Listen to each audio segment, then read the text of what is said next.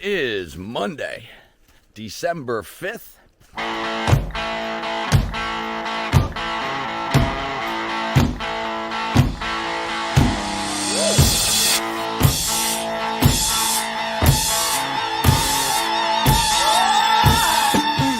And quite beautiful in here again today. 48 degrees, no wind.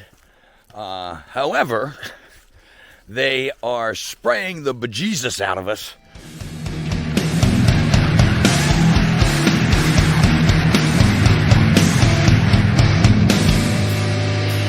How dare you? Because we're expecting rain over the next 2 days. So, that always happens. So, what kind of silliness do we have this week?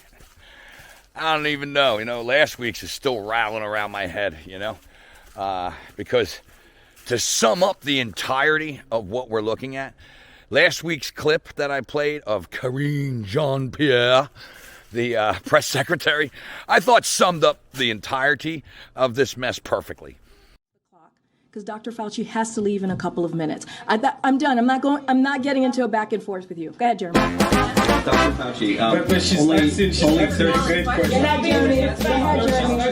You asked your question. You should allow her to answer the question. Jeremy. Go ahead, Jeremy. It is not your turn. It is not your turn. It's disrespectful.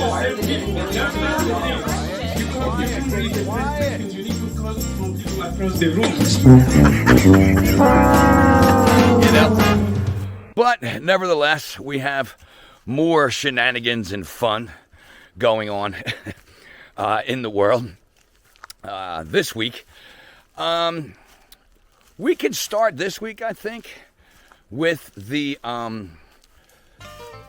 Trump calling for the termination of the Constitution. Can you tell me about the Constitution?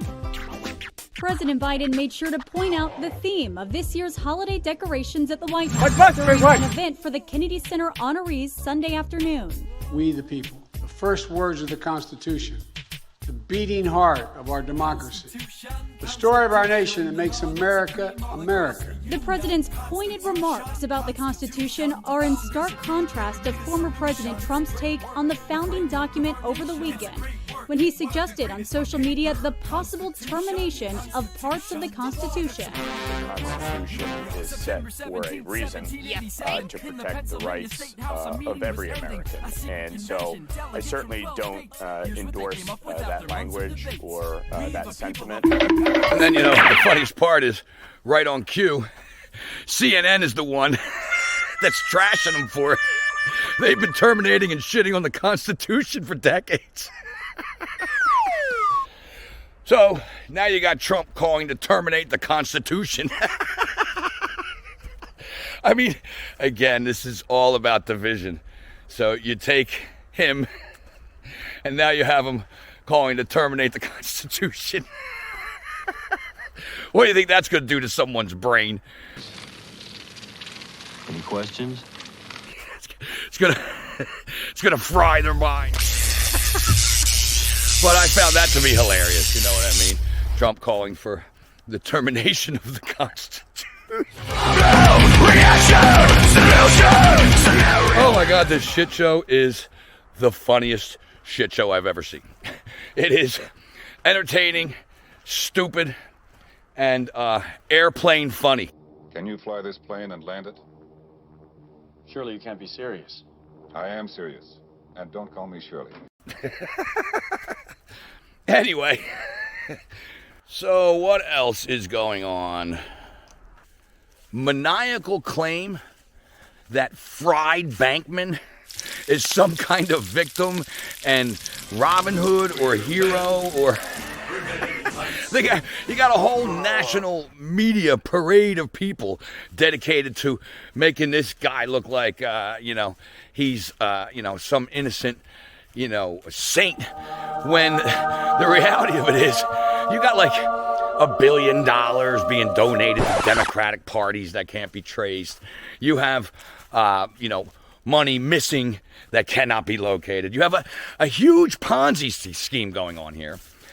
All kinds of people, once again, lost their savings. One question to ask is, a lot of people are waiting to see when Sam Bankman-Fried is going to testify. So connect the dots for us. He donates $1 billion to Democrats, and now he's going to sit there in a room and get questioned under oath by the same people, the Democrats, after he just gave them $1 billion, and we're supposed to believe this? Right. It's very confusing. I guess first, there are a lot of big numbers going around. The publicly disclosed amount is about $46.5 million. He's recently come out and said he's donated a lot more to the GOP through basically dark donations. So I think it's going to take a little bit of time till we have a lot more clarity in terms of just exactly how much has been donated and to whom. Where's the money? Right. So this is a very, very opaque situation. Obviously, if you trace it back, it began with a gross mismanagement of funds, commingling of assets between customer deposits, collateral positions, obviously operational expenditures. You're just a fraud, like Moses. And the Lord's 11th commandment, Moses gets to be first in line at the buffet. What? Oh, seriously? I know, you guys, it's so lame, but that's what it says. And so it's going to take time to really trace back where exactly assets have been commingled, where they're parked today, and how they've basically been deployed, and what we can claw back effectively to make customers and creditors as whole as possible. I mean, are those lawmakers going to be tough on what took place here, given the fact that they were the recipients of all that money? They have a responsibility, fiduciary responsibility to look at this in a much more, non-biased perspective here. You really are a funny guy! Maybe he gave it all to his sweet Caroline, But the reality of it is, all a plan from the beginning. Either useful dupes who are really that clueless, or obviously people in the know, promised a percentage and then have sold their soul. But the reality is, as we've said on here many times, not your keys, not your crypto. And if you choose to leave your cryptos on exchanges with the promise of, some kind of interest rate or extra interest rate being given to you for leaving it there, that is a naive choice by people that really do not understand that not your keys, not your crypto. You keep your cryptos in their exchanges. It's theirs. It's not yours. They can do what they want with it. People don't really realize that because, getting wallets and being your own bank is not something people want to take the time to do. And unfortunately, that is the result. So that's that. What else do we have? Oh, China, of course, Apparently the Silicon Valley apps, such run by Apple and things, have canceled the ability to AirDrop videos. And I don't have an iPhone, so I guess you can send pictures and multiple pictures and videos through this AirDrop, and it circumvents the internet somehow. So a decision was made to not allow that in China by these Silicon Valley tech giants who are supposed to be just independent corporations that want to better the world and give people the ability to connect, as long as they don't connect and say things that the governments don't want them to connect and say. So this coming via Quartz, but a lot of different websites reported on it. Apple hobbled a crucial tool of dissent in China weeks before widespread protests broke out. Anti-government demonstrations. We've been seeing this stuff pop up as well, not just on Twitter, but elsewhere on social media. Protests in China breaking out. We see the white suits. We don't know what to make of it, Will. It's all so vague as well. We're trying to read translations and we're trying to figure out what's real, what's really happening. But of course, what ends up getting out from China is not necessarily the whole story most of the time. Apparently, the local people there had been using AirDrop as a means for private communication, sharing of media, and so forth around the topic of these protests. Now, previous to this update, and this is all developing really recently. The change happened November 9th, iOS 16.1.1. You could say it's a coincidence. I don't know why this function would be something you would want in China specifically. I don't personally use AirDrop. Previously, you had 3 options inside of AirDrop. You could turn receiving off.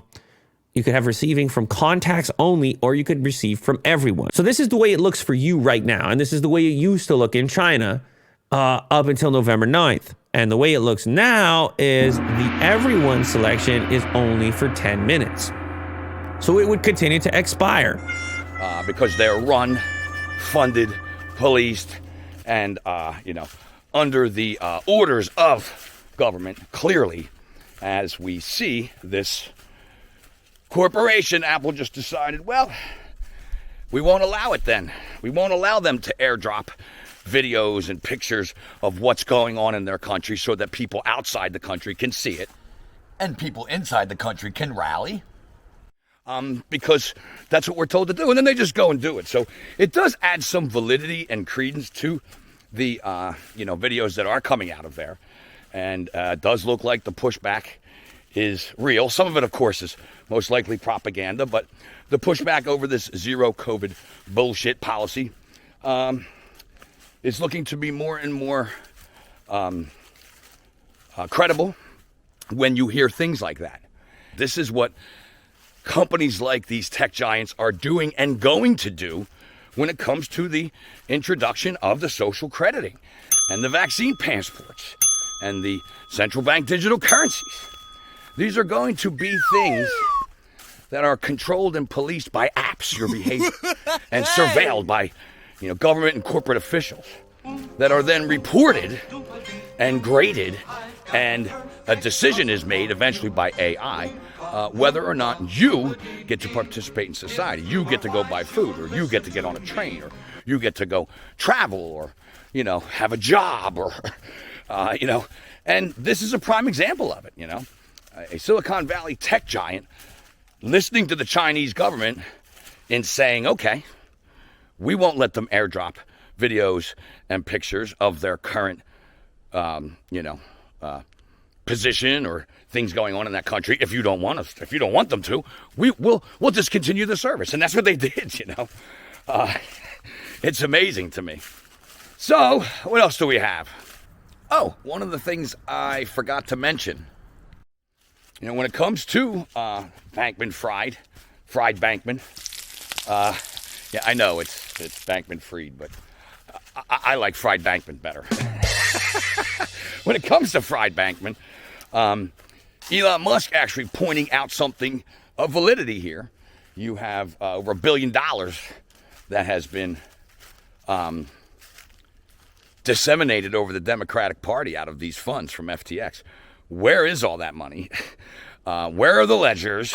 And, Carmen Sandiego. Where did it go?